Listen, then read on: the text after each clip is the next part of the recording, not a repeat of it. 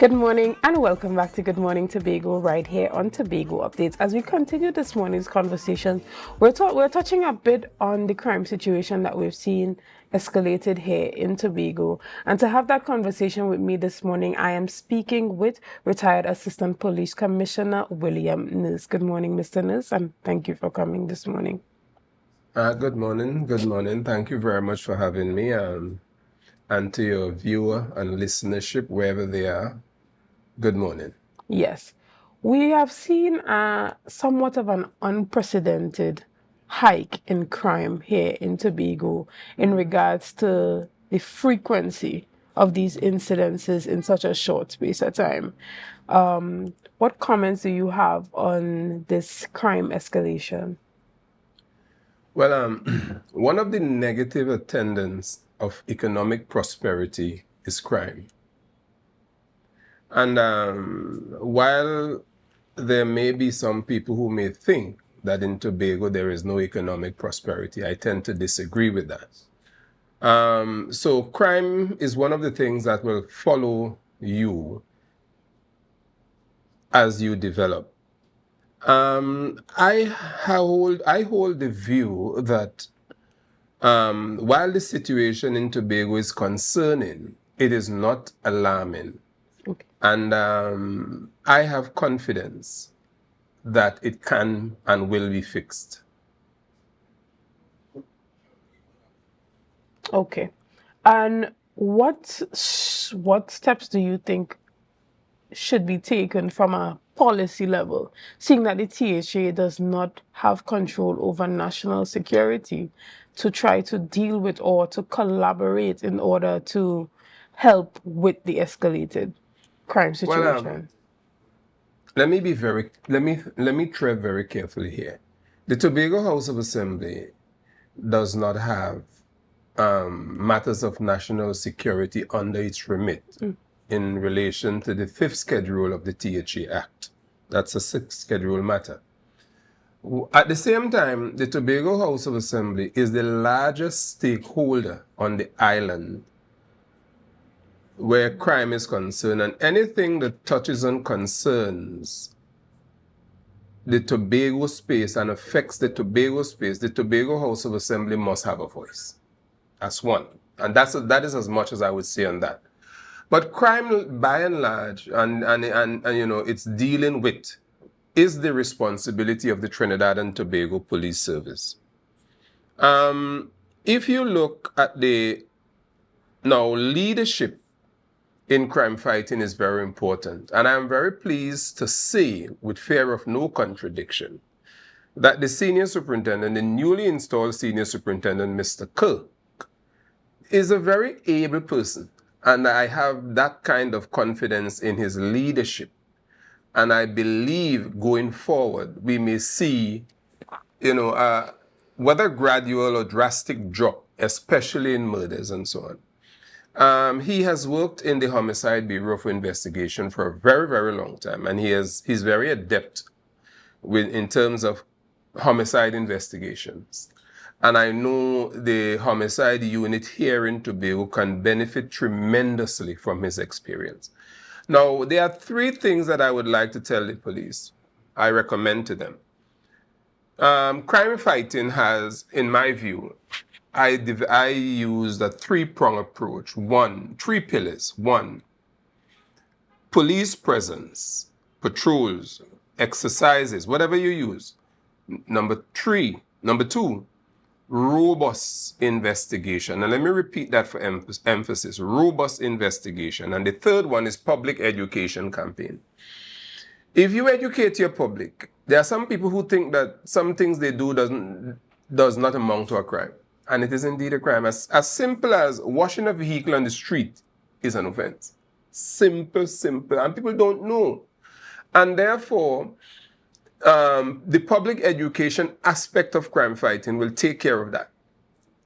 Investigation, you have to pursue your criminals, and you have to do it not just as a witch hunt or a fishing expedition, but it has to be driven by good investigation and good intelligence. Those are the 2 pillars. And the 3rd one, police presence. targeted patrols where your hotspots are. You can't say that there are areas that the police can't go into in Tobago. Police must be able to go everywhere. And therefore, it is that commanding of the respect. And finally, once the people in Tobago know that you are dealing with their concerns, trust me, information will flow like a river to such an extent that the police might not be able to hold on. Well, that's what I was going to get to. How do we really gather the intelligence where there is a lack of confidence in police? Well, now people use these terms very loosely, and I don't subscribe to it. Some of the things that people say against the police in some areas, totally misunderstood, I must say. Now, when people, let us take the little things, and too often people tend to want to wait for the big ones. Somebody makes a report to you at the station and you deal with that report efficiently. Trust me, you've gained the trust of somebody.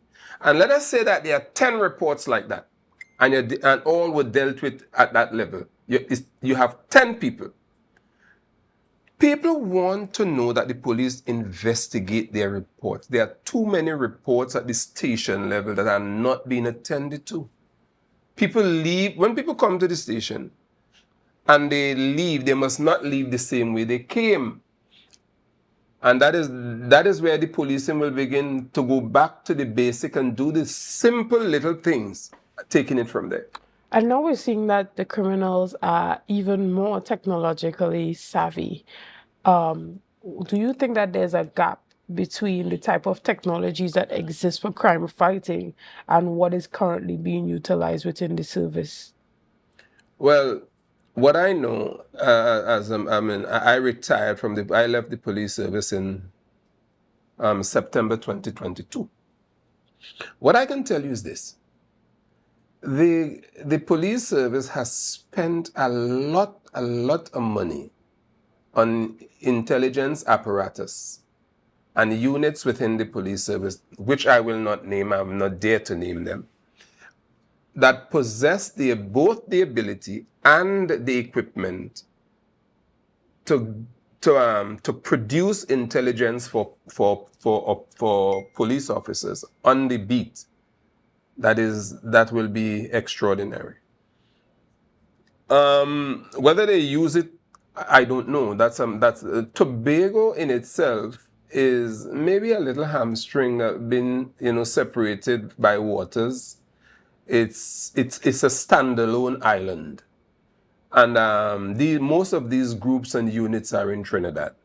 So you have to you have to get them across. You have to go down to them and so on. But I would like to see for Tobago a more autonomous police service, a better equipped police service, more than just vehicles and guns and so on. But you have smaller units of these very important departments in the police service attached to Tobago, and you can access them more readily. One of them is the cybercrime unit. Why should Tobago not? One of the things that I know is that they have brought the fraud squad to Tobago, and that's a good move. But we need more than just human resource. We need technical resource as well. Excellent. And as we move forward, you made your recommendations in terms of your three-pronged approach. But what role do you think the public has to play when it comes to crime fighting? Well, let us know, in all aspects of that, the public are included, Mm-hmm. Let us take the public education campaign. It doesn't only take the form of a media presentation. Mm-hmm. It takes the form of a town meeting. It takes the form of a walkabout. It takes the form, take for example Roxborough. If this assistant commissioner of police in Tobago and all the first division officers in Tobago take a walk through Roxborough town, in uniform on a Friday. Tell me what that will do to the psyche of the people. It means it tells them that, you know, we are not only sitting in office, we are coming down to meet you. And you will be amazed. I mean, I have done it and it has worked for me.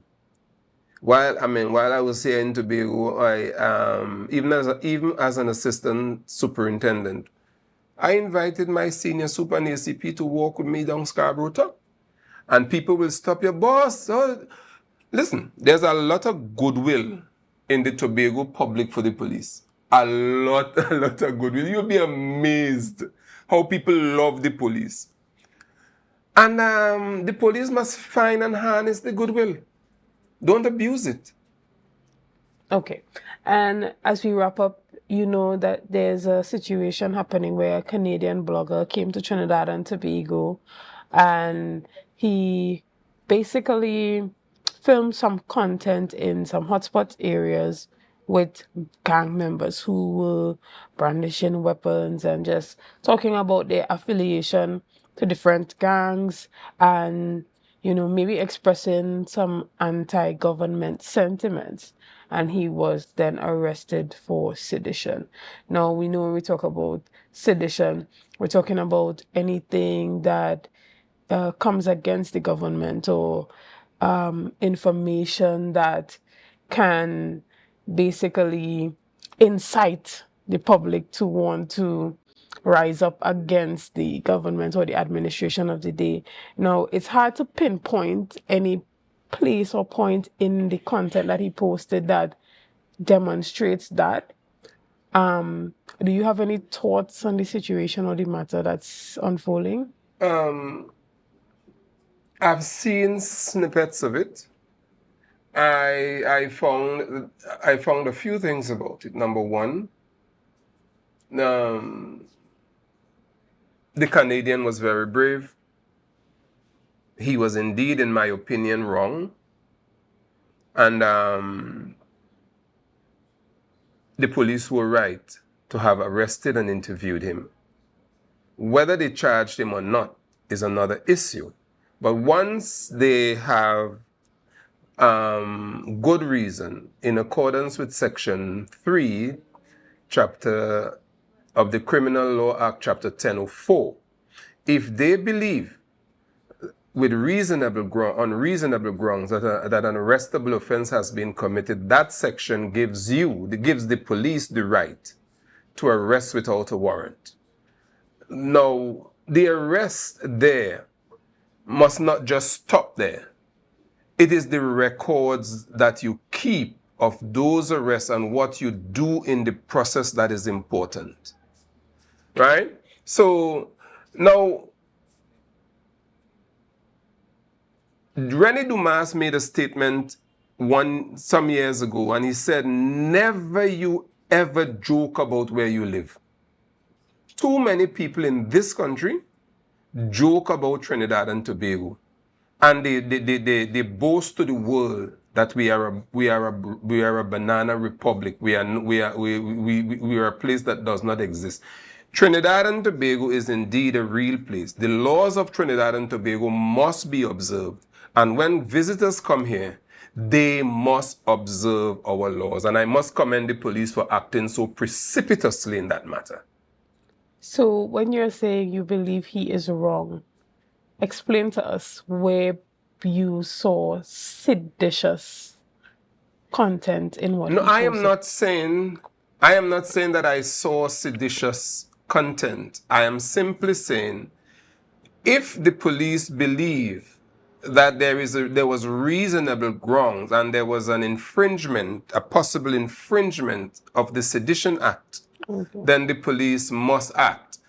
Section 3, Chapter 1004 of the Criminal Law Act of Trinidad and Tobago gives them that right because sedition is an arrestable offense. That act itself defines what is an arrestable offense, right? Okay. Right? So it's possible for them to then investigate after the arrest whether or not it indeed was sedition?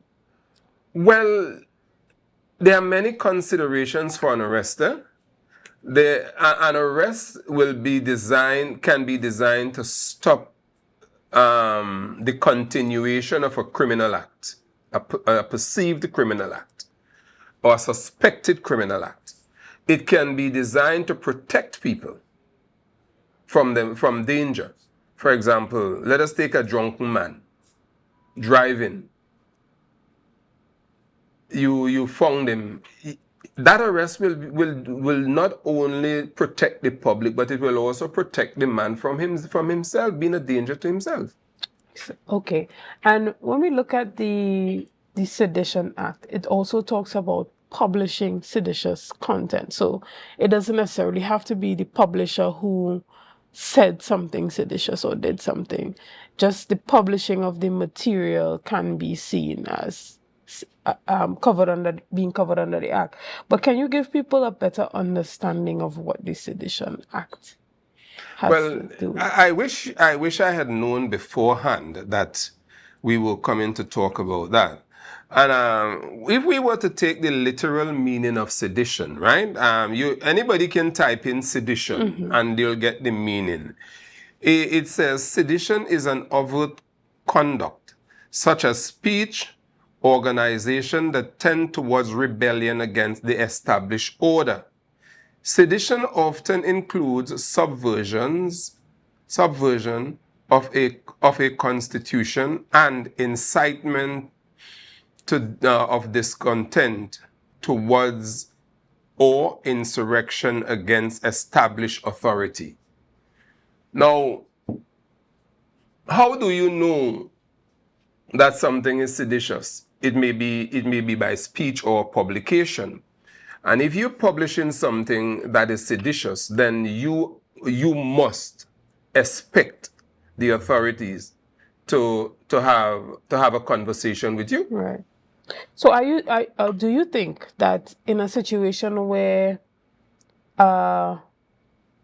disclosure would have been made on the videos, let's just say for instance, whereby the publisher separates himself from anything that is said in the video, can that be a counter to sedition? If you record a seditious statement, what is the right thing to do with it? Publish it? I mean, let's use our this requires a common sense approach here. Right. I have in my possession a seditious statement that I recorded. I'm a publisher. And what you do, you publish it for the world? I mean, it depends, in my perspective, based on the type of content and the message that he's trying to send, or the documentary type series that he has been trying to create. The things that were said expose a story behind why these young men feel like they need to be a part of these gangs. So I don't think that intentionally he would have understood that this can be deemed sedition, but it was more of a personal explanation of the young men for why it is that they felt like these gangs were their family, as opposed to the government that exists in Trinidad and Tobago, by highlighting statements like, we never see politicians until election time. Well, that in itself is not seditious. Within the seditious statement itself, there may be other statements which are which might be pertinent, good statements. But you have to deal with the seditious content. And I will advise publishers that before you publish something, get legal advice on it. You understand what I'm saying? Because, did you say the blogger was from Canada? Yes. And what made him think that the laws of Trinidad and Tobago are so dissimilar to that of Canada? Canada is part of the Commonwealth. And most of the Commonwealth of nations draw their laws from the English legal system and so on. For example, if the government is going to enact a law in Trinidad and Tobago, what they do the research. They may pull from Canada. They may pull from other Commonwealth nations, And therefore, he ought to have known or have an inclination or a belief that, you see, this looks kind of dangerous. Let me take some legal advice on it. And that is why lawyers are here, to advise you. Understood. So even a statement of separation from whatever is in the video has no bearings when it comes to sedition. No, well, even if the seditious statement is a minute part of it, let me give you an example. Let me leave the example. Even if the seditious statement is a minute part of a larger statement, it is fruit from the poison tree. You understand what I'm saying? It's like the police officers did not comply with the judge's rule and then took a statement. And then flowing from the statement, you recover exhibits. All of these will be fruit from the poison tree. And therefore, I will advise again, all journalists, before you particularly those who do investigative journalism, before you publish, take advice from your attorney.